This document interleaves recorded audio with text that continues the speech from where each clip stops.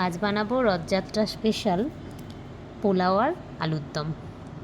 এই বাটির 3 বাটি বাসমতি চাল, হাফ চামচ নুন, হাফ চামচ হলুদ গুঁড়ো, 2 চামচ চিনি আর দিয়ে দেব 1 চামচ মতো আদা বাটা আর দেব 3 চামচ পরিমাণ মতো ঘি দিয়ে ভালো করে মেখে নেব। এবার একটা পাত্রে ঘি গরম করে তার মধ্যে কাজু কিশমিশ দিয়ে ভেজে তুলে রাখবো। কাজু কিশমিশটা ভালো করে ভেজে নিয়ে তারপর ওই ঘিয়ের মধ্যেই দিয়ে দিচ্ছি তেজপাতা আর গোটা গরম মশলা।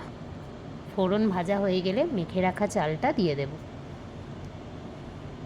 তারপর ভালো করে চাল ভেজে নিয়ে 3 বাটি যেহেতু চাল নিয়েছিলাম সেই জন্য এখানে 6 বাটি জল দিয়ে দিলাম। চালের ডবল জল সবসময় দেবে। তারপর ঢেকে রাখবে, আঁচ কমিয়ে রান্না করবে।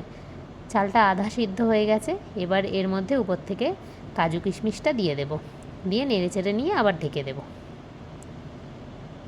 দেখো এবার ঢাকনা খুলে নিলেই রেডি পোলাও। কাশ্মীরি আলুর দম বানানোর জন্য আলু ডুমো করে কেটে ভেজে নিয়েছি। একটা পাত্রে পোস্ত, চারমগজ, কাজু বাদাম, এমনি বাদাম আর কাঁচা লঙ্কা বেটে নিয়েছি। এবার একটা পাত্রের মধ্যে ধনের গুঁড়ো, জিরের গুঁড়ো, কাশ্মীরি লঙ্কা, নুন আর জল দিয়ে পেস্ট বানিয়ে নিয়েছি। এবার একটা পাত্রে তেল দিয়ে তেজপাতা, গোটা গরম মশলা, গোটা জিরে আর আদা গ্রেট করে রেখে সেই ফোড়ন দিয়ে ভেজে নিয়েছি। এবার এর মধ্যে দিয়ে দিয়েছি বাটা মশলাটা আর জলে গোলা পেস্টটা দিয়ে নেড়েচেড়ে মশলা কষিয়ে ভেজে রাখা আলুগুলো দিয়ে দিয়েছি।